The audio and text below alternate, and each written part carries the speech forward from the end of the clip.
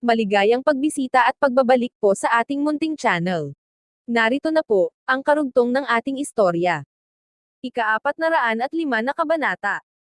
Ang malagkit na subject.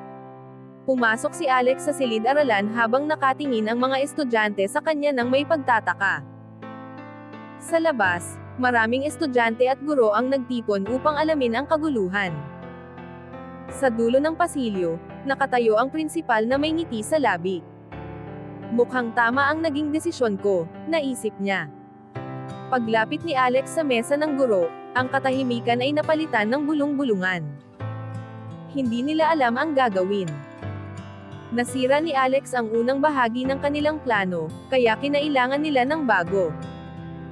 Tumitig silang lahat kay Eric, na walang alinlangan at sinenyasan silang tumahimik. Ngumiti siya, tila walang nagbago. Lumingon siya sa babaeng nasa kaliwa niya. Kaagad itong kumilos, kinuha ang kahon ng pastry sa tabi ng mesa, at dinala ito kay Alex. Ngumiti siya ng mahinhin, pinaikot ang kanyang buhok, at bumalik sa kanyang upuan. Tumayo si Eric. "Teacher," sabi niya. "Ako si Eric. Ako ang organizer ng klase. May inihanda kaming regalo para sa iyo. Sana ay magustuhan mo." Lumapit siya, bitbit ang isang magarang kahon na gawa sa kahoy. Nang buksan iyon ni Alex, nakita niyang puno ito ng imported na sigarilyo.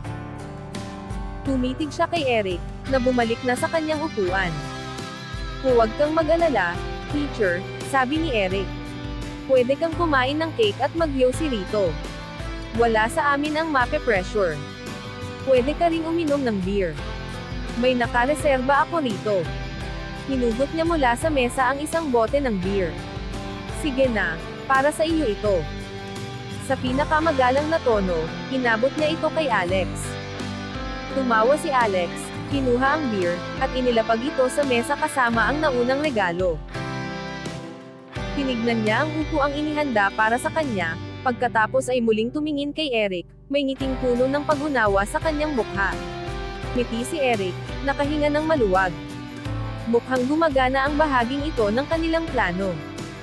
Ngunit biglang hinawakan ni Alex ang braso niya, itinapak ang paa sa tuhod ni Eric, at pinilit siyang umupo sa isang silya.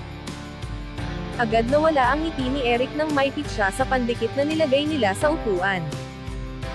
Tahimik na nanood ang buong klase, nagulat sa mabilis na mga pangyayari. Makalipas ang lang saglit, tumalikod si Alex at kalmadong nilapitan ang mga regalong iniwan sa mesa. Isa-isa niyang sinuri ang mga ito, nang maingat. Pagkatapos, walang pag-aalinlangan, itinapon niya ang lahat sa basurahan. May mga insekto na nakabaon sa cake. Amoy pampalambot ng tiyan ang beer. At may pulbura ang mga sigarilyo. Ang buong klase ay nanatiling nakatulala, ngunit may isa na may ibang dahilan ng pagkagulat. Sa likuran ng silid-aralan, sa huling hilera, natanto ni Heidi kung sino si Alex. Agad niya itong nakilala. Hindi siya makapaniwala, ang bago nilang guro ay ang lalaking nagligtas sa kanya ilang araw lamang ang nakararaan. Nais sana niyang pigilan ang ikalawang prank nila, ngunit napigilan siya ng surreal na sitwasyon. Paano naging siya? Imposible. Siguro kambal niya, naisip ni Heidi, pilit na ikinakaila ang realidad. Hindi napansin ni Alex si Heidi. Tumayo si Alex sa harap ng mesa, inayos ang tindig, at nagsalita sa isang malalim at awtoritatibong tinig. "Makinig kayo, aniya.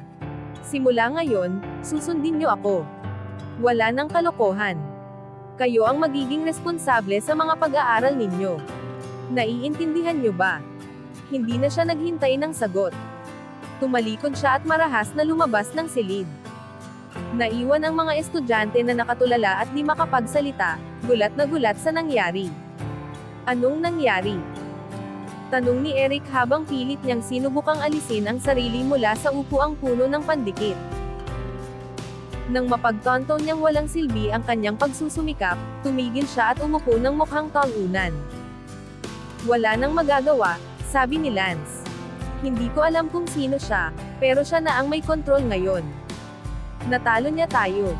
Sumang-ayon ang ibang mga estudyante. hindi pa rin nila lubos maisip ang mga nangyari. Walang roll call, walang pagpapakilala, at wala ni kahit isang corny na paraan para subukang makuha ang loob nila. Sa totoo lang, hindi man lang kumilos si Alex na parang guro. Isang pangungusap lang ang sinabi nito at saka umalis. Kalokohan. Sigaw ni Eric. Setback lang ito. Oo, nanalo siya ngayon, pero gaganti tayo. Sigurado akong proud na proud siya sa sarili niya ngayon, kaya magkukumpiyansa siya. Nagbago agad ang ugali ng klase matapos marinig ang mga sinabi ni Eric. Alam nilang makakabawi pa sila. Baguhan pa lamang ang kanilang guro, at ilang minuto pa lang nila itong nakikita. Hindi pa sila maaaring sumuko. Ngunit si Heidi ay nasa labanan ng kanyang isipan. Gusto niyang habulin ang bagong guro at tiyaking si Alex nga ito. Siya iyon, sa isip niya. Pareho ang itsura, boses, at pangalan. Bumilis ang tibok ng kanyang puso. Buo na ang kanyang desisyon, kailangan niya itong makausap ng sarilinan. Tumayo siya at sumigaw, tumigil kayong lahat. Agad na tahimik ang buong silid. Lahat ay tumingin sa kanya, gulat na gulat. Anong problema mo? Tanong ni Eric, halatang nagulat. Hindi pa niya kailanman nakita si Heidi na ganoon ka-agresibo. Kilala siya bilang tahimik at hindi nakikialam, na binibigyang respeto ng lahat dahil sa koneksyon ng kanyang pamilya. Walang nang-ahas na sumalungat sa kanya. Walang sino man sa klase ang gagawa ng kahit ano laban kay Alex Ambrose, muli. Sigaw niya. Kung may mga ahas, sa akin kayo mananagot. Pagkatapos ng mga salitang iyon, tinadyakan niya ang kanyang desks at tumakbo palabas ng silid upang hanapin si Alex. Nagkatinginan sina Lance at Eric, pilit na pinipigilan ang pagtawa. Alam nilang nagbago ang lahat sa isang iglap. Tumingin si Eric sa paligid, tila nag-aalangan. Nakatingin ang lahat ng kanyang kaklase sa kanya, halatang umaasa ng gabay. Kailangan niyang magsalita. Binasag ni Lance ang katahimikan. Ganito ang mangyayari, wala. Wala nang gagawin. Kung may plano pa kayo laban sa bagong guro natin, itago nyo na lang yan sa sarili nyo. Lahat ay nakatingin sa kanya.